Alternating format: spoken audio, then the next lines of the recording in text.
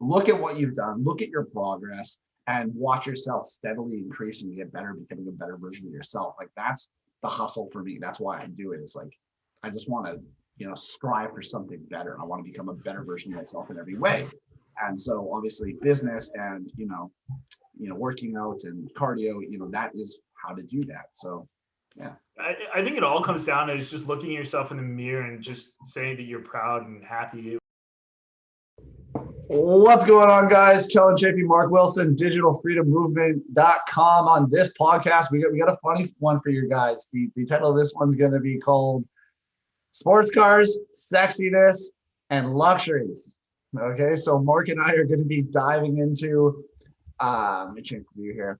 Mark and I are going to be diving into a few different things. So Mark, if you had to pick a luxury car, sports car, it can be any car you want, what would that car be?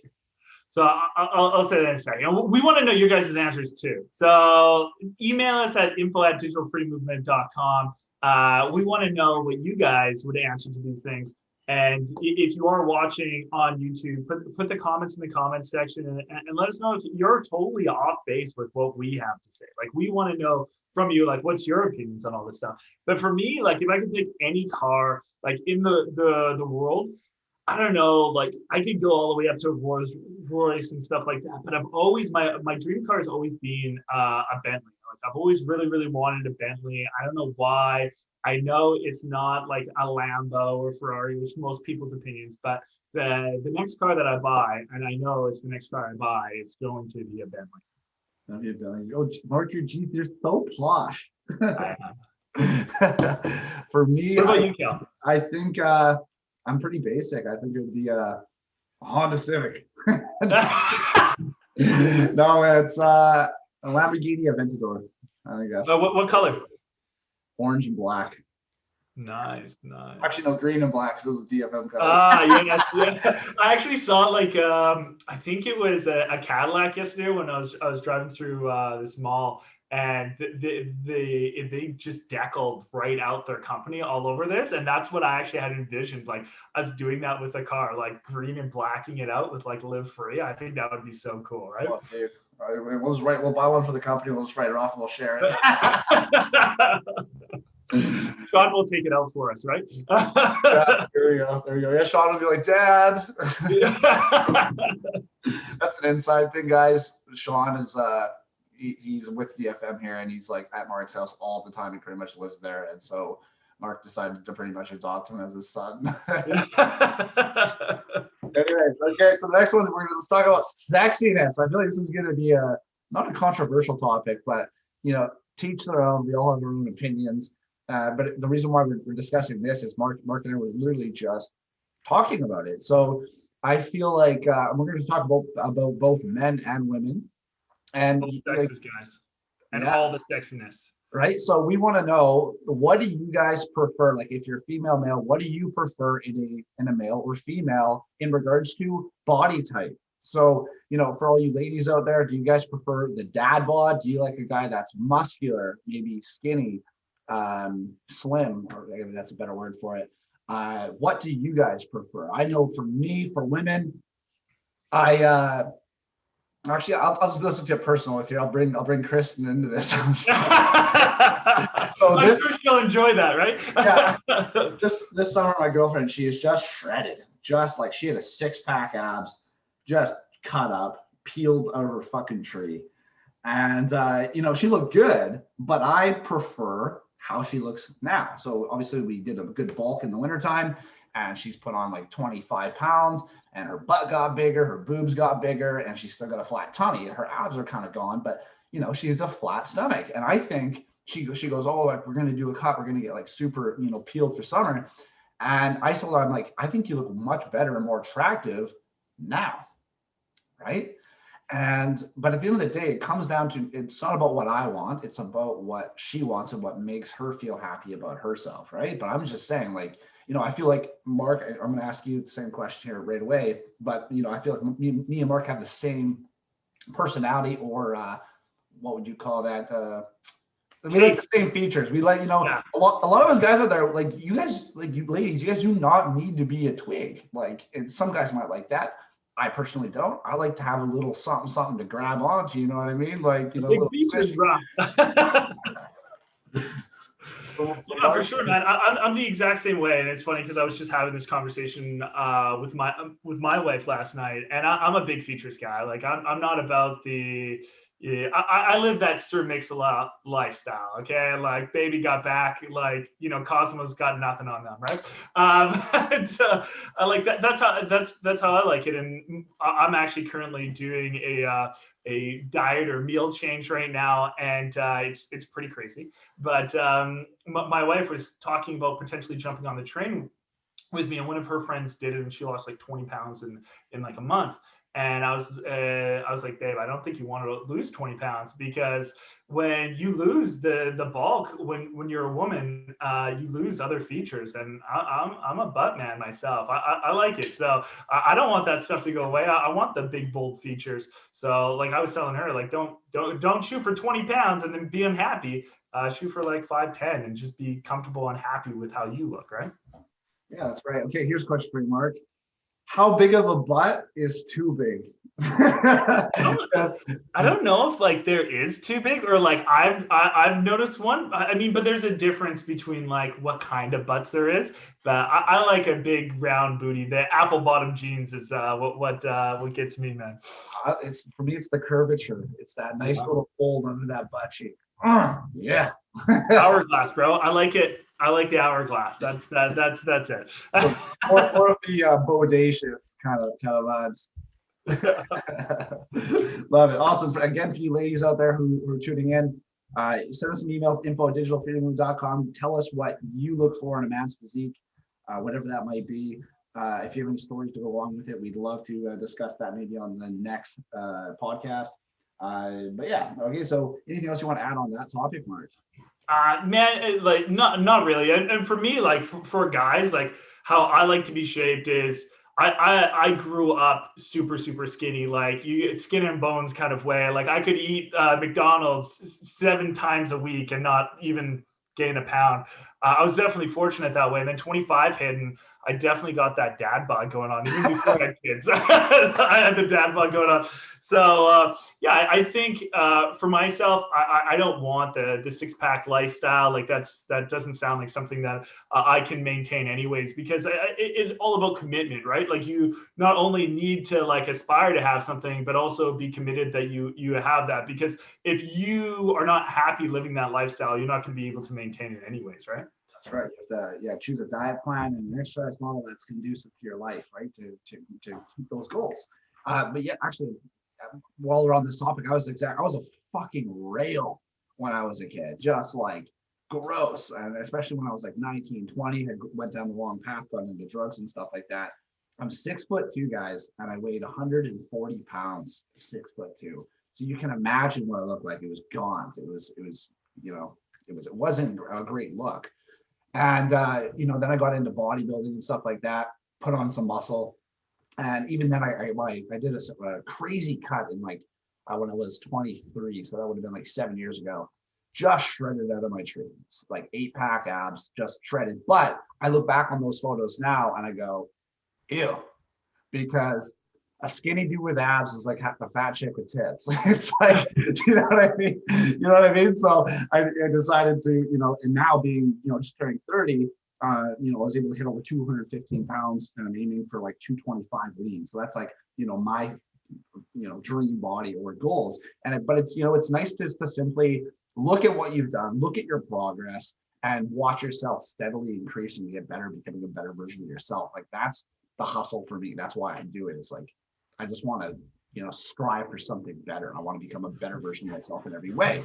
And so obviously business and, working out and cardio, that is how to do that. So, yeah. I think it all comes down to just looking at yourself in the mirror and just saying that you're proud and happy with how you look. And in the end of the day, it doesn't matter if you're 400 pounds or 100 pounds. If you can say that you're happy how you look, I think that's always going to be what we all should strive for, right? Oh, hell yeah. And like, wow, like, this is just taking this topic away. On social media, it's horrible. Like, the social media shapes the audience into thinking like this is the type of body that you can and should have. But like, you know, so you look on Instagram at all these fitness influencers and stuff like that.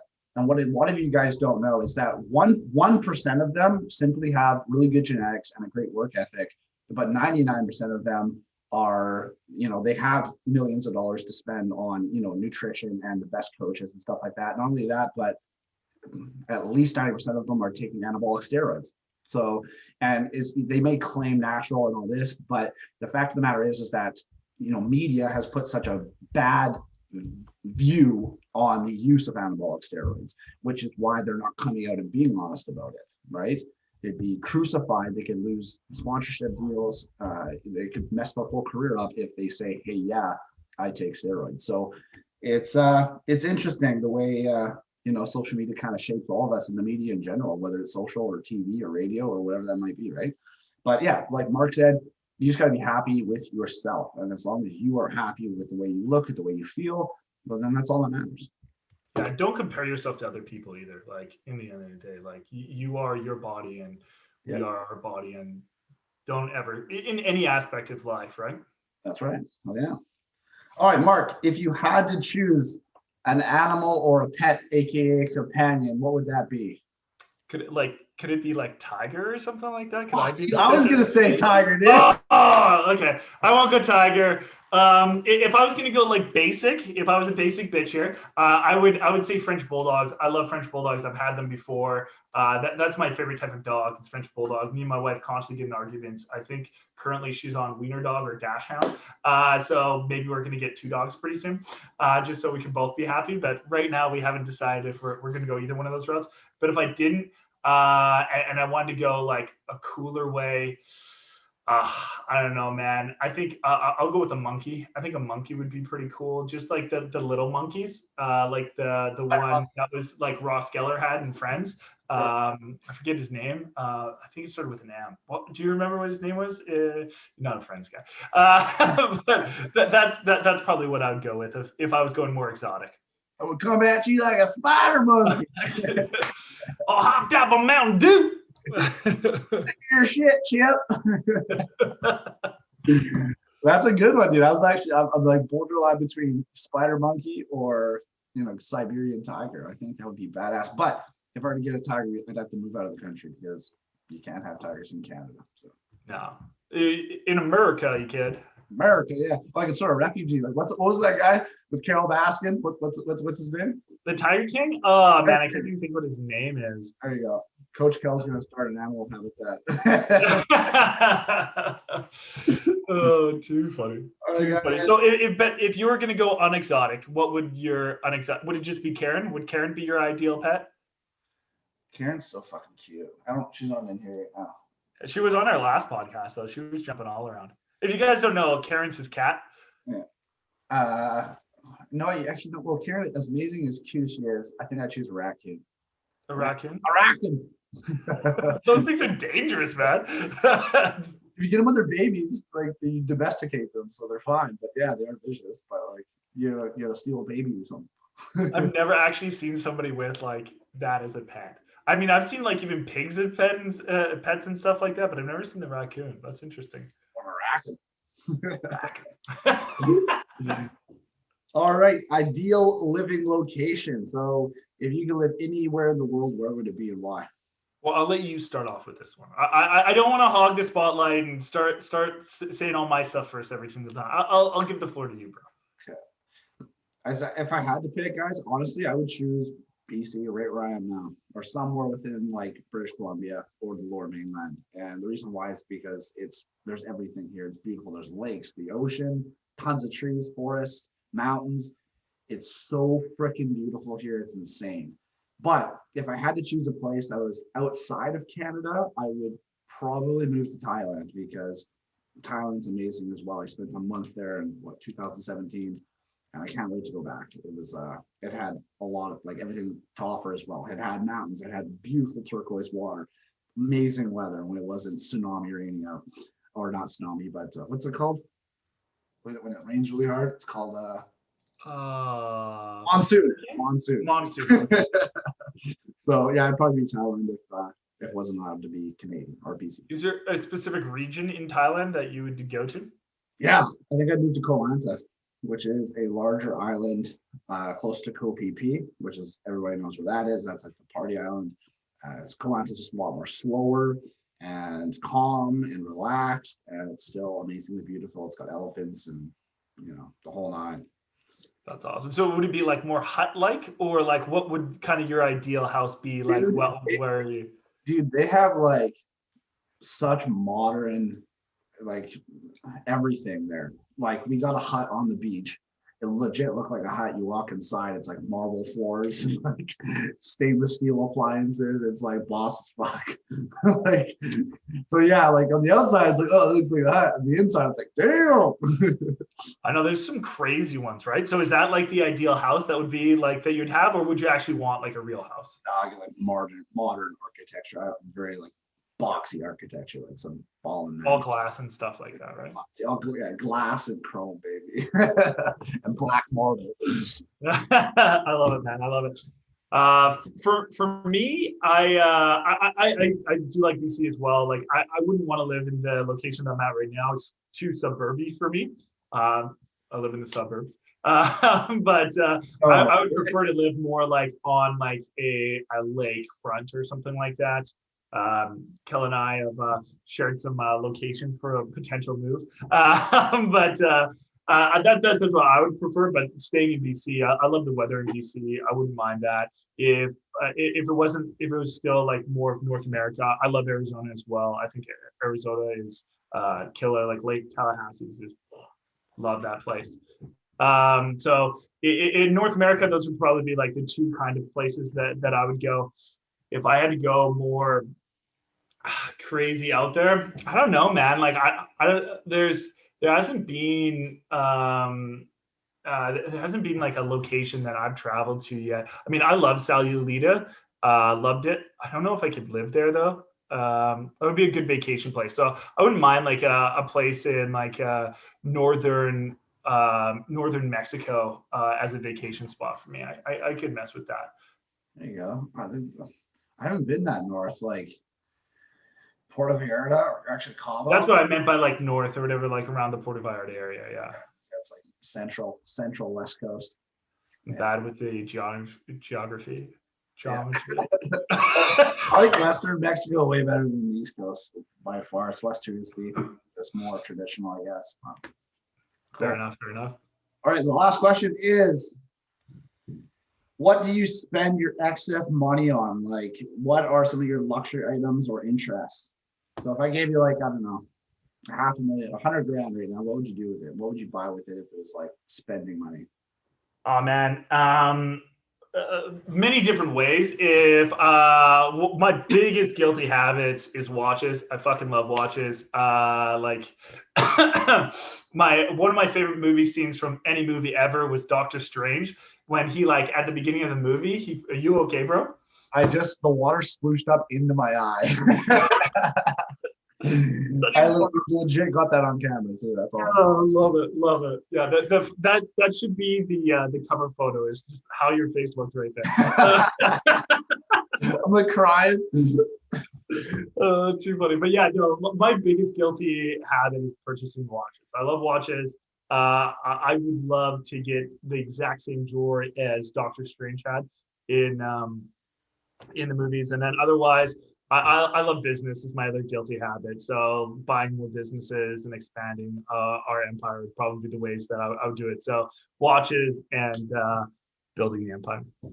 Yeah, it's funny. Watches, me too. Definitely, I would like to maybe start a collection. I do have a few, but I think more so it would be cars. Just collecting cars and having like just this giant garage full of like all these cars that I drive once a month just to say that I have. It's like, you know what I mean? Yeah, Jay Leno style. Like that guy's car collection is insane. Who's? Jay Leno. Oh yeah. Yeah, it's almost as insane as his chin, but probably I don't think anything could be that insane. Joe Rogan was talking about that too, and he was talking about people go, oh, you're so shallow. Like, why are you buying all these cars that you're like only going to drive once a week or once a month? And he goes, because I can. You know what I mean? You're making tens of millions of dollars a year. Wouldn't you do that too? You have such a, excessive amounts of money. It would be cool just to be like, hey, yeah, like I have 4 Lambos, 8 Ferraris, bunch of Audis, like, you know what I mean? In the end of the day, when you make that kind of money and you have that kind of success, you shouldn't have to like get judged or opinion on how you spend your money. You deserve to spend it on however you want to spend it. It's even how we spend our money and how disposable it is. Like it's just you worked hard for that and earned it. So like in the end of the day, like it just should make you happy. It just should be a supplement of happiness. Yeah. It's funny, people they ask me, like, why do you spend so much money traveling? And the answer to that question is because I only really spend my money on 2 things, and that is memories and investments, right? And the rest of it, well, and going out for dinner and things with Mark. Well, those are memories, bro. Those are memories, yeah. So because if I spend $100,000 in 1 year traveling all over the place doing this and that, it's like I have nothing to show for it, but I have memories that they'll never fade away. I'll always have those memories, and I can say to myself, when I'm 60, 70, 80, 90 years old, I did that. Like I went and I experienced that. I was able to, live my life in full and experience a lot of things that most people don't get the chance to, right? It's living, truly just living. And that's like what I spend my money on anyways.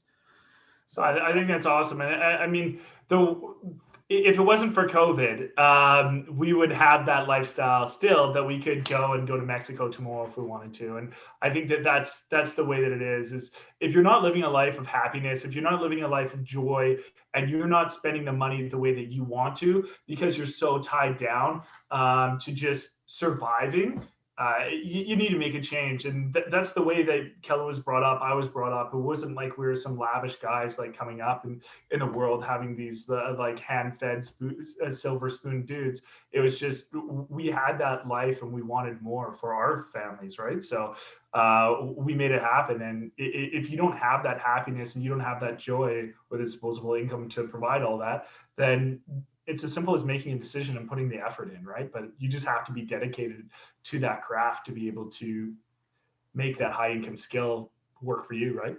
That's it. You nailed it. All right, guys, that's it for today's podcast. Thank you guys for tuning in. Any questions, concerns, you guys want to give us some of your answers on the questions that were asked, please do email us at info@digitalfreedommovement.com, and maybe we will create the next episode based on responses. Thanks for tuning in, guys. Much love. Thank you for tuning in to the Online Entrepreneur Experience by DFM. We want to hear from you. If you have any questions for Kelland or Mark to answer on our next episode, email us at info@digitalfreedommovement.com. We'd love to answer any of your questions. And don't forget to tune in next week for another amazing experience.